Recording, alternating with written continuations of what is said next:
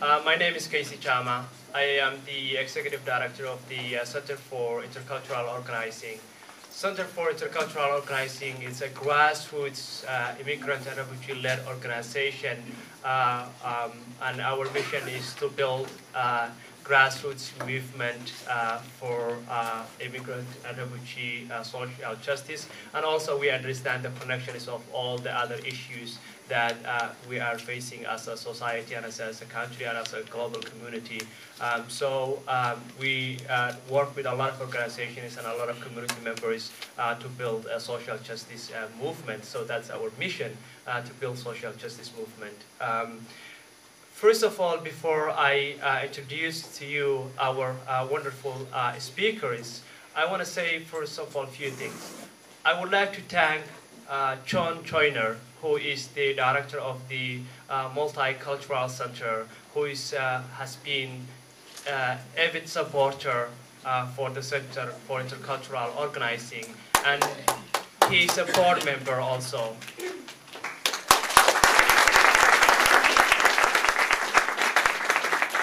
John is a man who is really dedicated for his life for social justice, and we appreciate all the support he provided for us in this evening and throughout the 5 years that CIO around. Secondly, I want to thank all the staff and the volunteers of the Center for Intercultural Organizing who has been tirelessly working to put this wonderful evening.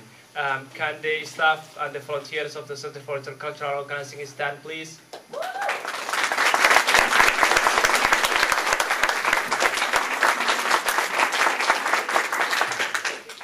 And finally, I want to thank Mackenzie River Gathering Foundation, who is funded this program, who's been also a supporter for the social justice issues in Oregon, and also supporter for the immigrant refugee rights in Oregon. And we appreciate them and we thank them all the support that they have given to us throughout the years that we've been existing.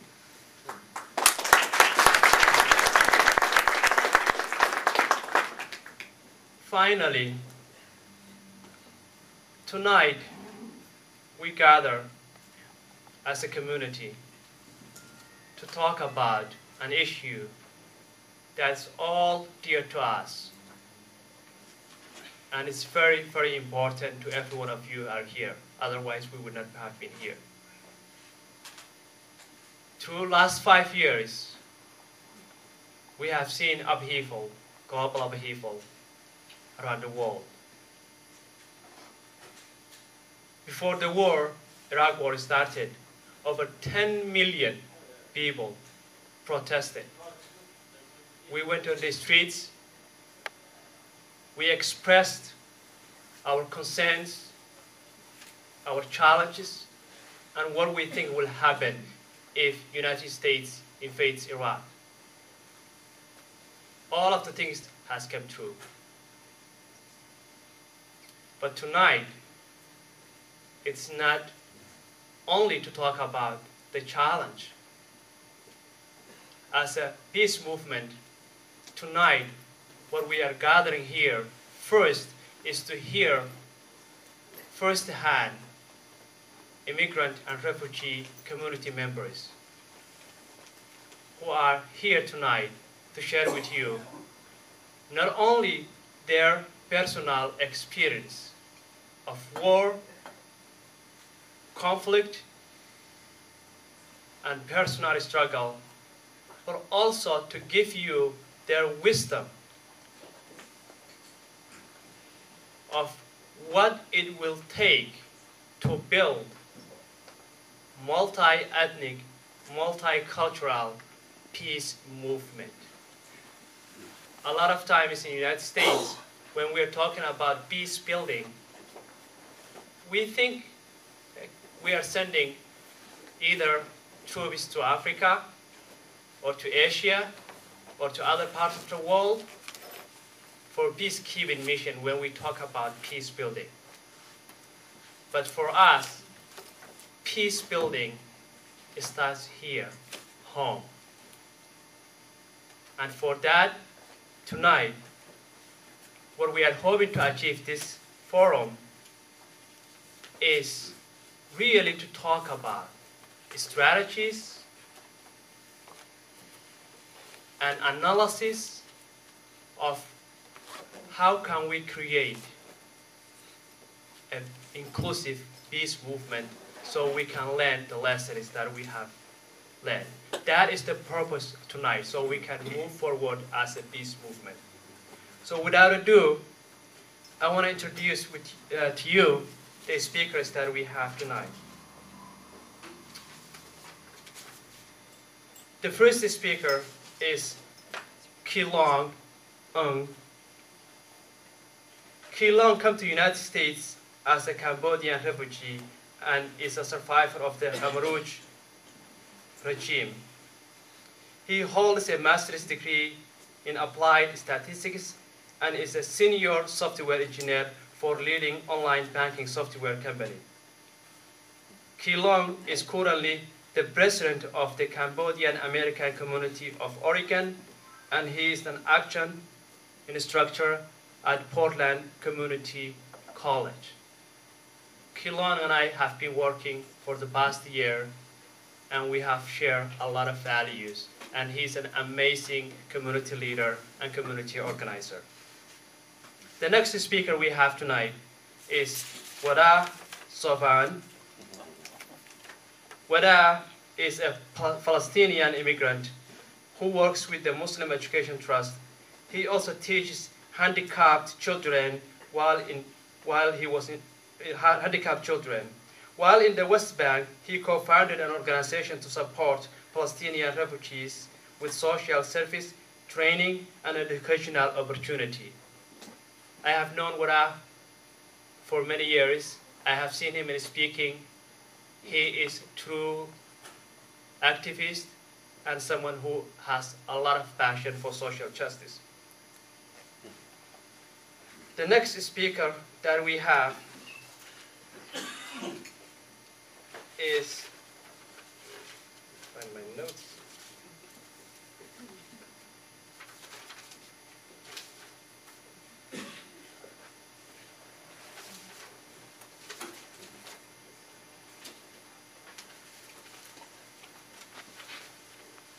Well, I apologize, I misplaced introduction. I am really truly sorry. But is Iraqi refugee who came to this country a few months ago. She has been living in Jordan, Amman, where she worked and supported Iraqi refugees who fled Iraq after the invasion of the United States Army in Iraq. It's estimated that there's about 700,000 Iraqi refugees in Jordan, Amman, that's registered with the United Nations. And there is also another more than 300 refugees who are not registered with the United States and with the UNHCR. That's over 1 million Iraqi refugees. So without ado, I want to introduce Kee Long. But before quickly I point out, I want to put couple key ground rules and the format. Each speaker has 10 minutes, and then I have 4 questions that I'm going to be asking them and also directing to the audience. The speakers has the first chance to respond to the question, and then the audience can respond or have a comment or have a question. And that's how the night's going to be going. If you are making comment, please keep briefly. Thank you. Kee Long, it's all yours. But anyway,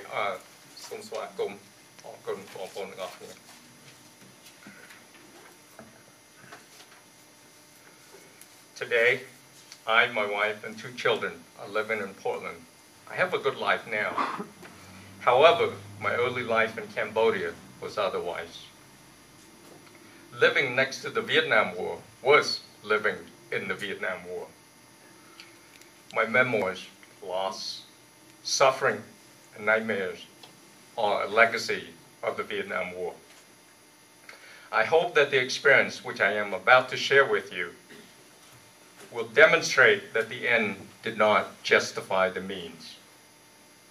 I am not bitter by the hand unjustly dealt to me. I have made lemonade out of the lemon. Nonetheless, I want to educate people about a legacy of a war, the Vietnam War. I am not a student of history, so I cannot speak with conviction about all wars. But I can tell you that the Vietnam War has left me many memories that are still hurting me profoundly. The world now is more educated about the Khmer Rouge regime and knows that the Khmer Rouge took over Cambodia in 1975. For many Cambodians, horror was a part of life even before the Khmer Rouge came into power. The spill of the Vietnam War into Cambodia brought horror, fear, and national division into many parts of Cambodia. I remember the sound of the rockets, the rifles, T-28 warplanes, and flyby B-52 bombers. I remember new neighbors who were war refugees. I remember the stories of their lost homes, cattle, and loved ones. This is before I was a refugee. I remember a lit sky at night from nearby towns. Sometimes I slept through the sound of a battle. Other times I was awakened by the overhead rockets. As we approached the year 1975, a full night's sleep was a rare luxury. People were scared. Chaos, frustration, and hatred rose. Sound familiar to you? Raise your hand if it sounds familiar.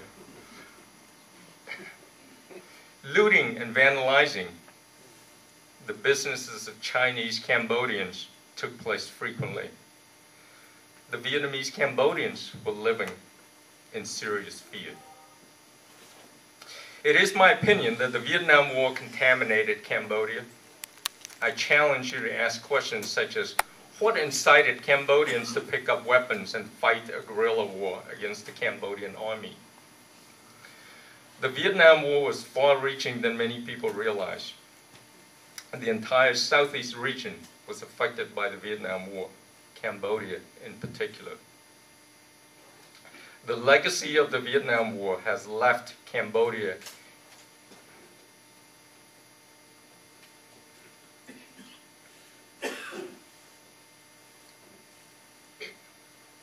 There goes my 10 minutes.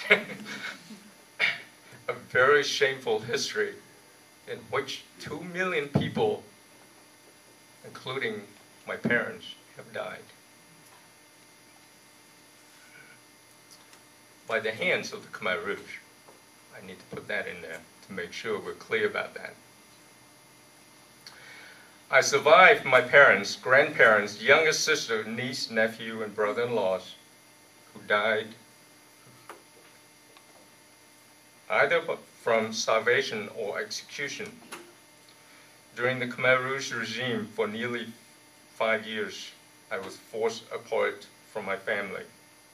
Few family visitations were allowed. A full family reunion was not afforded, not even for a short moment. I labored in the rice field, rain, scorching sun, and jungle for 13 hours a day, 7 days a week, 365 days a year. My food ration consisted of 1 lunch and 1 dinner per day. Lunch and dinner sounds pretty good, huh? Hold on. Each meal was a bowl of porridge. Now, if you pour that porridge out, you're lucky to get 2 teaspoons of rice. No salt, no sugar, no meat, except on rare occasions. That happened for 5 years. To avoid starving to death, I ate anything. I ate leaves, roots, bugs, bees, rats, mice, monkeys, squirrels, snake, snail, you name it. Anything that moved was food. I had AK-47 barrels pointed against my forehead and my back by 2 children's soldiers. These are the Khmer Rouge soldiers. I was kicked and shackled for stealing to survive. I was humiliated and degraded. My religion faith was destroyed, and my faith in humanity was nearly eradicated. It's very important that you're here today, because you are a part that helped restore that faith of mine, that faith in humanity. To many, the Vietnam War ended in 1975. My version of the Vietnam War was not over until much later. In 1979, Vietnam invaded Cambodia, defeated the Khmer Rouge, retreated to their hidings, and left Cambodia in anarchy, which gave many surviving Cambodians the opportunity to run for Thailand. 1979 was the year in which I became a Cambodian refugee. Although it is a pale comparison to my life under the Khmer Rouge, my life as a refugee in the United States was not easy either. My journey through the minefields, refugee camps, language barrier, and cultural barrier were not the means in which I would wish on even my most hated enemies. I have a good life today, but I still maintain that the end had not justified the means. I have to admit that there are wars that are reasonable. You may not agree with me on this, but that's okay. For example, declaring war on those who are inflicting terror in Darfur today would be a good declaration of war. A war against an oppressive regime such as the Khmer Rouge would be a war worth considering. The problem with any war is that it lends itself more to be destructive than constructive. Therefore, I got to put in general in here. Therefore, in general, I consider myself a genocide survivor for peace. In my closing, I would like to share with you one story involving my children. I think you will find this story relevant to our topic of discussion. I got home from work one day and found my 7-year-old daughter crying and complaining that my 9-year-old son was hitting her. I called my son over and asked what had happened. He told me his sister yelled at him. Then she said he did something that provoked me to yell at him. Then he said that she did something that led him to do something that led her to yell at him. Obviously, one child started and the other retorted. Back and forth, the retorts then took place. In short, one child committed a wrong, and then the other child responded with another wrong. In my family, 2 wrongs don't constitute a right. I sent both of them to the corners. As a war victim, I generally protest against all parties of wars. I encourage all of you, all peace advocates, to emphasize that when we protest a war, we protest the war, not choose one nation over another. 2 wrongs do not make one right. Both children should be sent to the corner. I am excited to be here and look forward to our QA exchange. And thank you so much for giving me this opportunity. Thank you.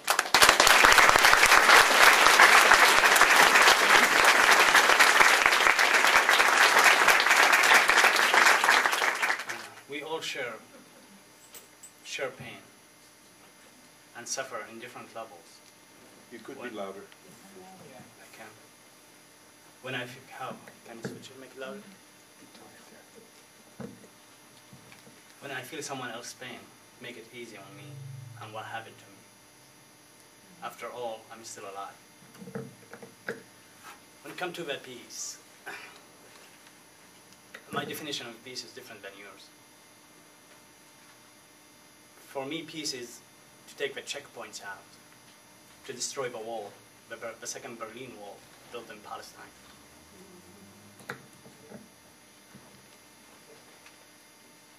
And the refugees to go back to their home one day. For my occupier, for the Israeli, peace means different. Peace means to end violence. I grew up in an environment when you wake up every day, you wake up on the smell of the tear gas, on the sound of the bullets. Soldiers with their tanks and guns marching in your neighborhood. When you grow up in such an environment like that, tensions and anger rise up. You have no choice but to go to the street and protest peacefully and non-violence. To the extent where you can throw some rocks sometimes. My dad, he grew up in what's called now Israel, in Jaffa or Yafa. He born there. And he immigrated. He ended refugee in West Bank after the 1948 war. The 1948 war, where 3 million Palestinians were misplaced, being kicked out of their villages. Some, they left the doors open, they hoping would come back to their homes. They slaughtered around the whole world. When my dad told me the story that he born in Jaffa, and he showed me pictures of the place, and actually I went for a visit when I was young, about 9 years old. Arise a question in my mind: why we've been kicked out? Who are the Israelis? Where they come from? As I grew up, I became more stronger and more knowledgeable of the situation. Can you hear me?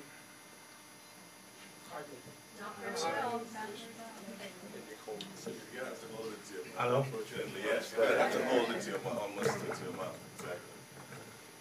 I'm sorry. There we go. So my dad told me about where he grew up, where he born, and told me what happened when they've been kicked out of their homelands. Massacre committed against my people, against villagers, to force them to flee, so that and the Jewish immigrants from Russia can take their place. This is to create a sense of patriotism and being activists to promote peace, and one day hope to get home back, but to get the homeland back. I started going up the street and protesting, to some extent to throw some rocks. I've been arrested 3 times during my life. First time when I was 15 years old. I was a child. I was detained in jail. I was tortured. I stood 3 nights, standing up, under the rain, my eye folded, my hand cuffed behind my back. I remember those days. I tried to sleep while I'm standing. I cannot. I would be falling down. Soldier walking by, kicking you, and your back, with their sticks, with their military boots. You cannot sleep for 3 nights and day. Hungry, you cannot go to the bathroom even.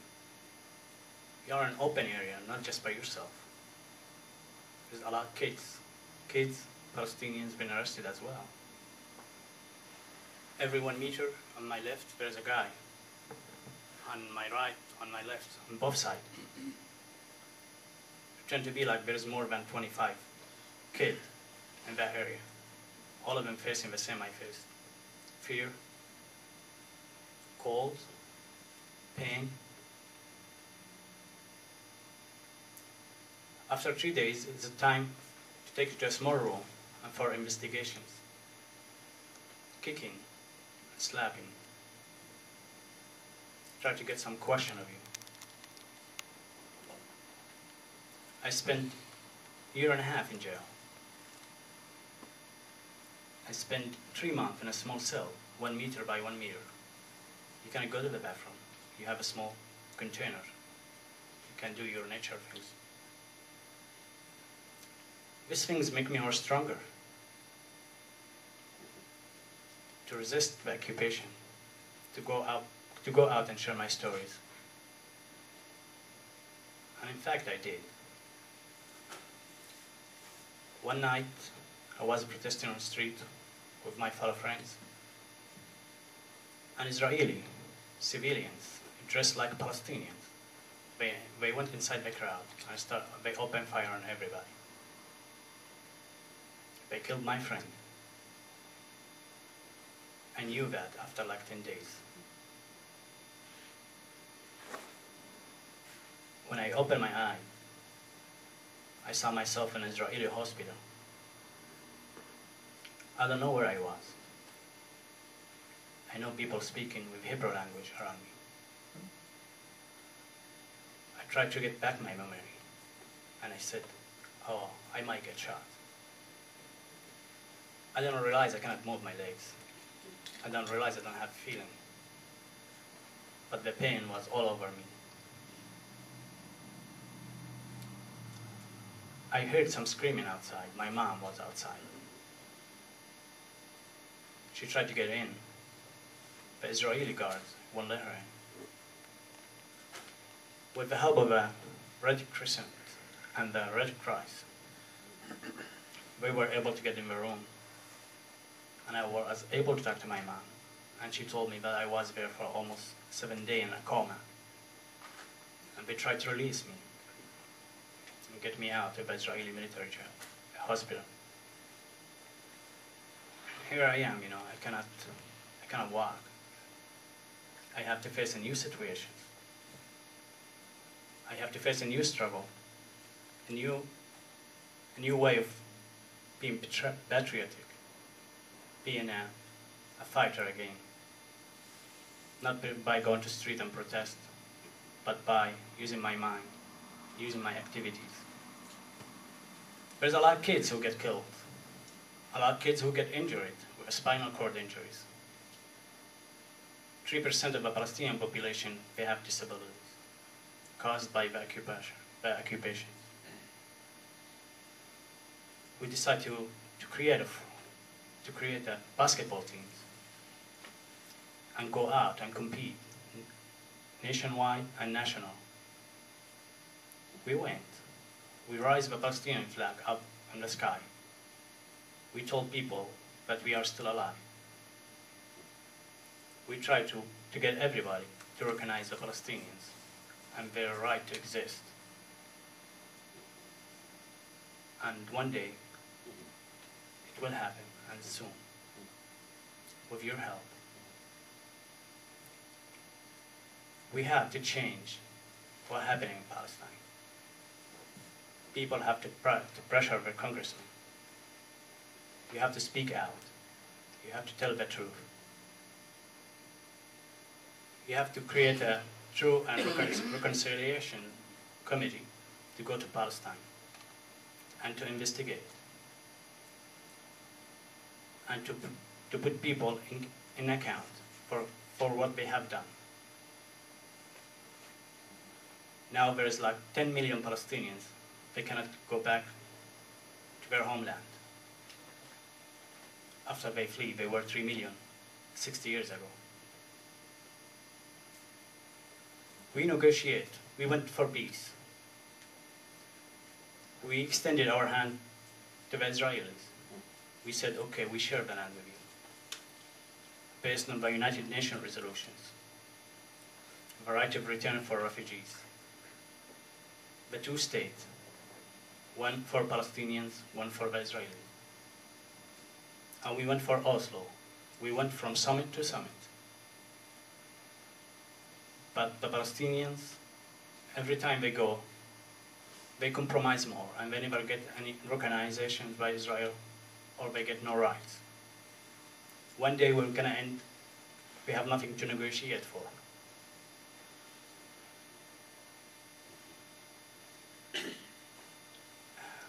It's very hard. Now, today actually, Olmert and Abbas, they're meeting. We hope that meeting will bring peace. But what the Israeli have to offer? What their understanding of peace? Is it like the Palestinians? The Palestinian peace means to end the occupation, to take the checkpoints out, to destroy the walls, which is making people suffer. Neighbors, they cannot visit each other because of the wall. Don't forget the economic hardship. What peace means to the Israelis? Means to isolate the Palestinians, to kick them out of their land, to bring more Jews to Palestine, and to create what they call Big Israel. Until now, they still not recognize us as a state. Even we went from summit to summit to negotiate for peace.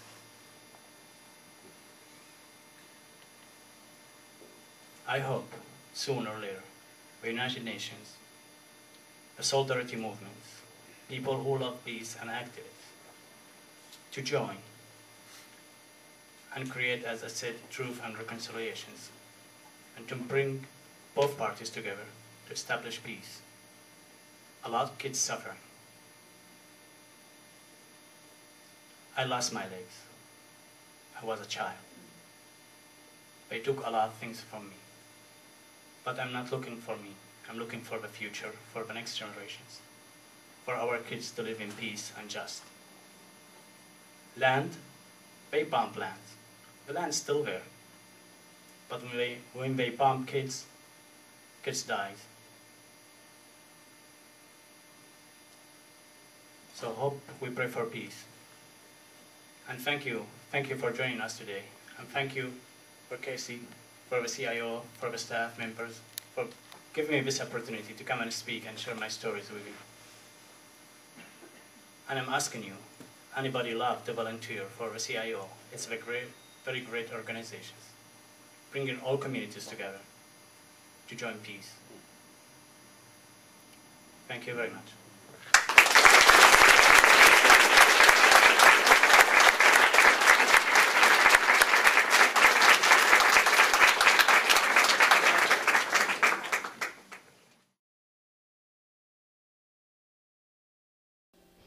Thank you, ladies and gentlemen, for your time and patience to hear two stories, heavy stories actually. As you know, my country is burning now for different reasons and many agendas. You heard and we heard before the war. What is happening in Iraq for the Iraqis is real genocide. Some people are talking about what is happening in Darfur.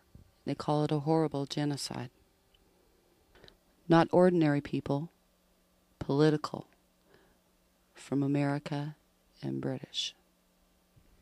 But they never comment what is happening in Iraq for Iraqis, who've been dying every day, thousands and thousands. And for what? What is the reason? For the war to continue for 4 years. And will be continue. 4 million Iraqi refugees have escaped from Iraq, and they live in the neighboring countries, Jordan, Syria, Egypt, and Lebanon.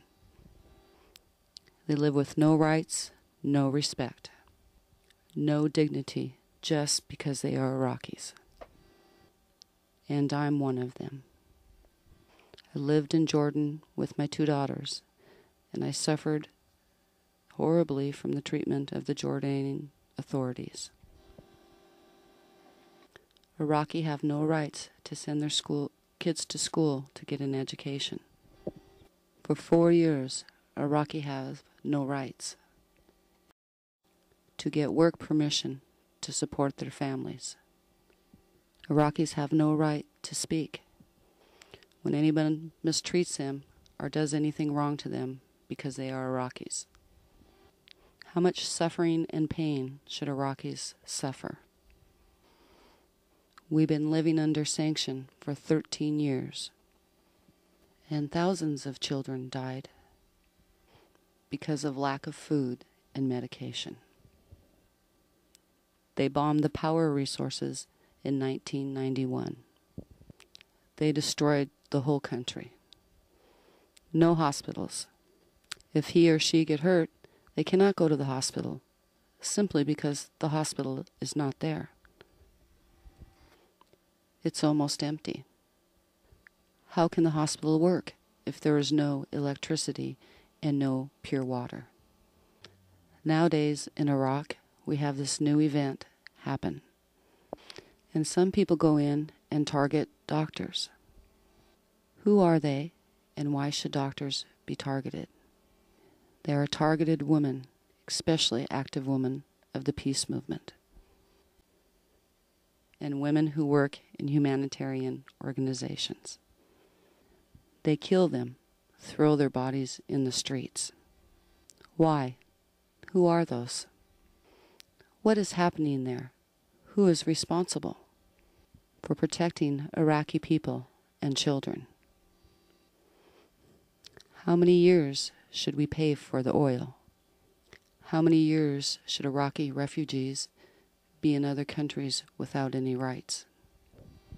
We call them refugees, but they have no rights, and no one accepts them in these countries. They deport families, they deport fathers, they deport mothers, and they'll be killed at once at the borders. And no one cares. International organizations in European countries, in this country, and Britain, they don't care for Iraqis. They have conference every year in Geneva, and they decide nothing. They don't want to hear about this issue. Is it my responsibility to talk about this situation and make tour? Is it my responsibility to educate people and ask them for help for the Iraqi refugees? I'm not responsible for this. I'm only one person. What can I do? I myself, I need help. How long should I continue talking about this? And people listen. And after a while, a little bit, maybe they do something. How long should I be patient? And ask people to hear and listen and do something? I don't know. The situation in Jordan is horrible for Iraqi refugees. People injured by war, severe injured. And they do need help, medical treatment. No one cares about them. Many Iraqi children, they come from Iraq with severe injuries, and they do need urgent medical help. And no one give them anything. They are dying in Iraq quickly, and they dying slowly in these countries. This is the situation for Iraqi people now. They're all suffering inside and outside of Iraqi now. And no one shows mercy, because we are Iraqis. What can we do? How can we help ourselves? How can I help myself to be out of this nightmare? I asked some people to go to my website and ask for specific stories to help some people, some children who need help. But how many children, how many people I can help? 3 or 5 or 10, how about millions? Are dying there and no one care for them. Yesterday I was in Seattle and they show female faces of the war. And they were talking about the sexual abuse for some American women who serve in the military. Their mother and the organization supporting and encouraging these women, an advocate for them. And how about the Iraqi women? And I said, how about the Iraqi women who've been raped and tortured? And after that, their families kill them because it's a big shame. Who helped them? Who listened to them?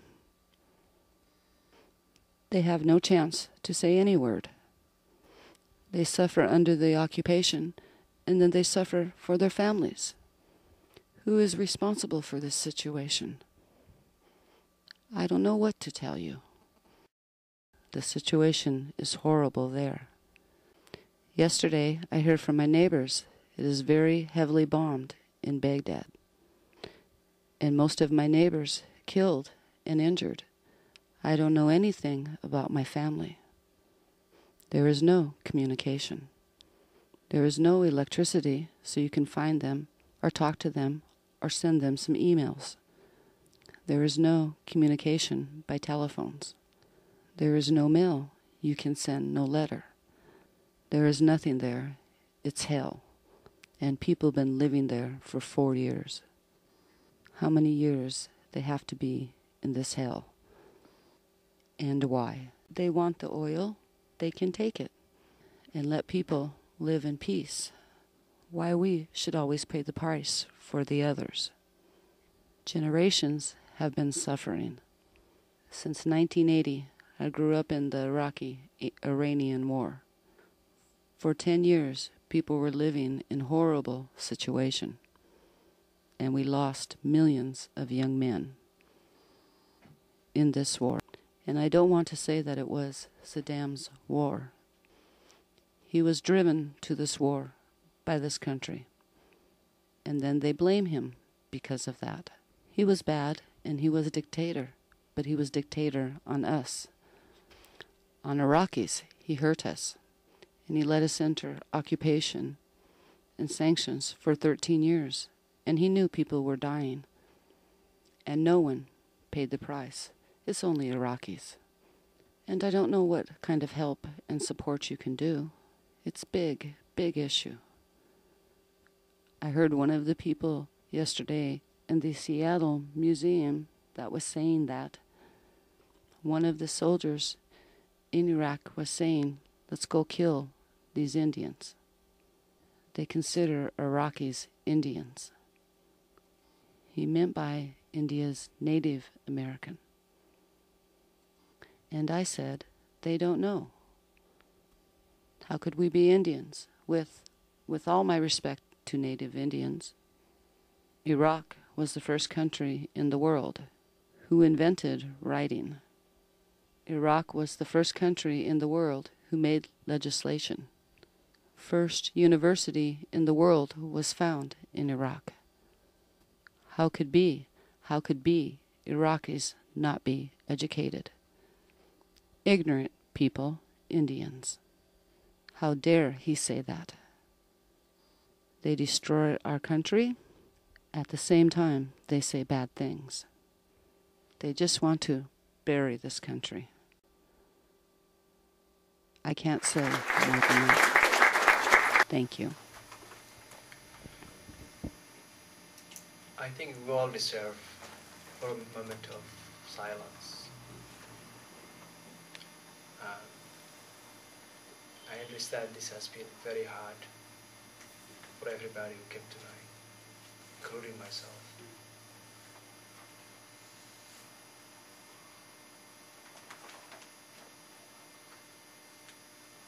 It actually brought me what is they have been talking about a lot of memories as a refugee also. I was playing when I came to this podium as an organizer, but I have to admit,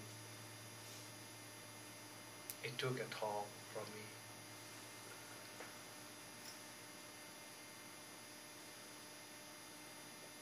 And I don't know how many of you also know, as we speak also, from January this year to today, in Somalia, over 700,000 refugees fled from their homes. They are sitting in the deserts of southern Africa. I get up every morning, I read the news, I look at it. All I see is suffering. We don't hear Somalia a lot in the news. Suicide bombers, insurgents, it's all familiar to us now. And it's all carried under the name of war and terror. However, we're all here, we're about close to about 100 people here. I do not want to leave this room tonight without a hope.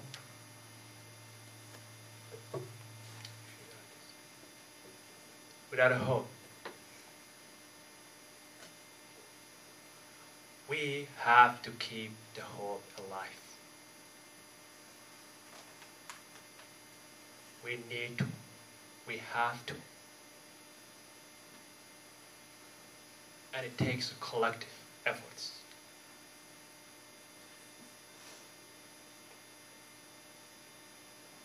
We have to be inspired to take action.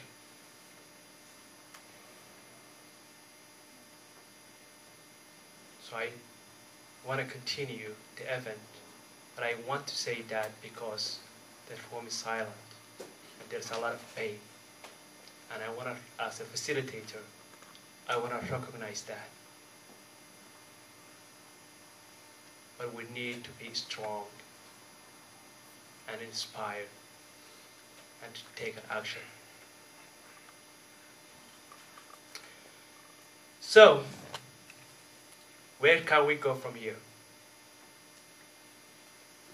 The title of the forum tonight was Beyond War, expanding the voices of peace. We need to move on as a community. We have to.